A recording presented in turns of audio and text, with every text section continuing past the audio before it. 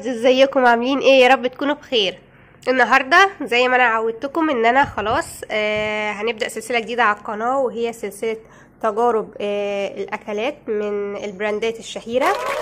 وعملت قبل كده فيديو عن القشطوطة من بلبن، والنهارده هنجرب مع بعض مفاجأة. هنجرب الكشري من بلبن. هنفتح الكيس بقى ونتفرج بقى عليه.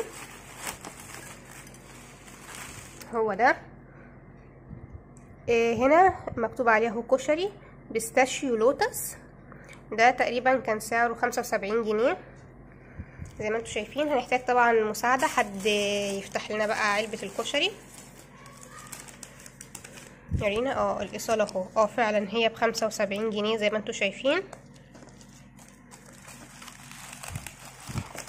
زي ما انتوا عارفين حاجة بلبن بتكون الباكجينج بتاعها يعني مقفول كويس جدا، بحيث ان لو اتاخدت تيك اواي او حاجة. نقرب شوية عشان احنا كده بنبين الحاجات اللي مش كويسة في الكاميرا. تمام زي ما احنا وريناكم كده. هنفتح بقى العلبة. هنا بصراحة كان يستحق فعلا ان هو يعني يقفله جامد جدا، عشان الغطا نفسه ما كانش ماسك نفسه، يعني كان مش مقفول كويس على العلبة. زي ما انتوا شايفين اهو البيستاشيو اهو، واللوتس الناحية التانية اهي.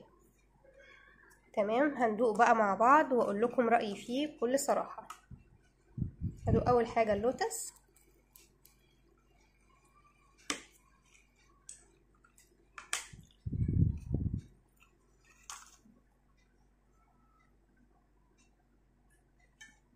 ده فيه كنافة جوه.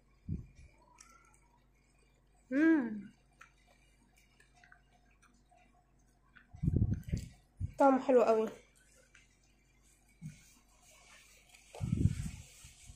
استنوا ندوق تاني. هدوق تاني من اللوتس.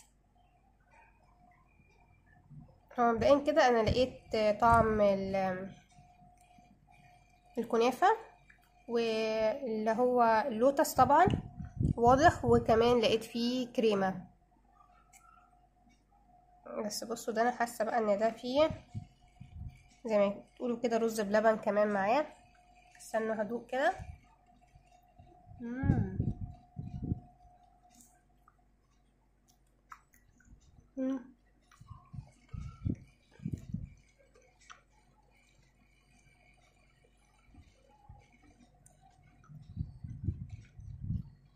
هو فعلا في رز بلبن على كنافة كده مقرمشة، ومعاهم كريمة، وعليهم كمان البيستاشيو على الوش.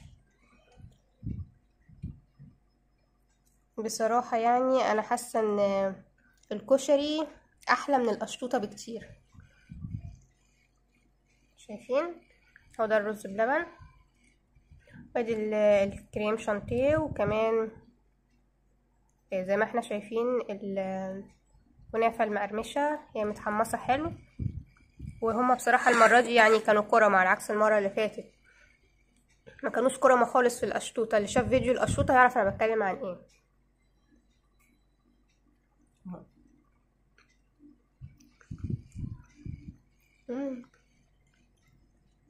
هو من تحت رز بلبن، وبعد كده كريم شانتيه، وبعد كده حاطين اللي هو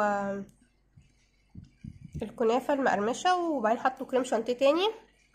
بصراحة مكترين قوي من الكريم شانتيه، وحاطين على الوش لوتس، وبصراحة كرمة قوي في اللوتس.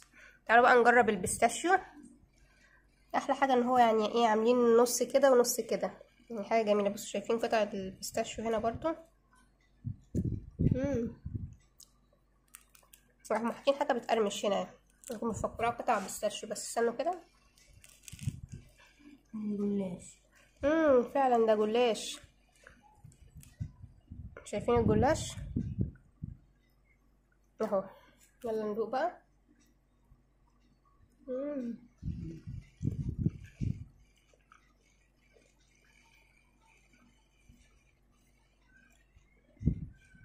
الله الله الله. عايزه اقول لكم ان البيستاشيو اجمد بكتير قوي من اللوتس. وكمان مع الجلاش اللي فيه لا خطير. يعني النص بتاع البيستاشيو ده احلى بكتير كمان من النص بتاع اللوتس. يعني اللوتس جميل وحلو وكل حاجه، بس بقى البيستاشيو اجمد بكتير.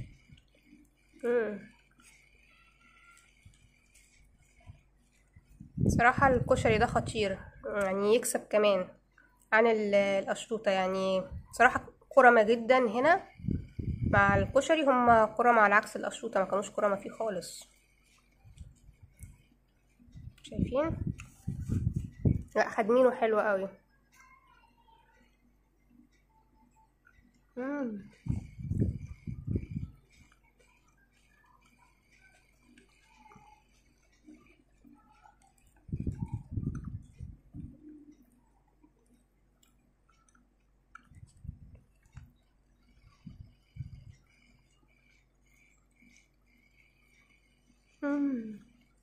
طعمه حلو قوي. تقييمي النهائي ليه ياخد 10/10 بصراحة. طبق الكشري من بلبن هما كانوا كرمة جدا فيه. طبق مليان على اخره. فكرة ان هما عاملين نص ونص حلوة جدا. النص بتاع اللوتس زي ما قلت لكم من تحت فيه رز بلبن وفيه كريم شانتيه، وبعد كده فيه اللي هو الكنافة المقرمشة وكريم شانتيه تاني، وحاطين على الوش لوتس، فجامد قوي خطير يجنن. والنص التاني بقى اللي هو بتاع البيستاشيو اجمل واحلى بكتير جدا من النص بتاع اللوتس. ليه بقى؟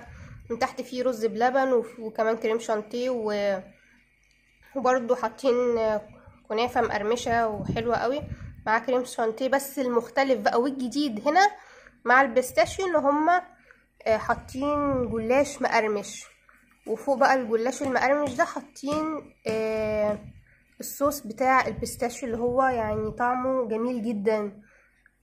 يعني النص ده جامد احلى كمان من اللوتس، والاتنين بقى يعني ميكس مع بعض لا خطير جميل قوي.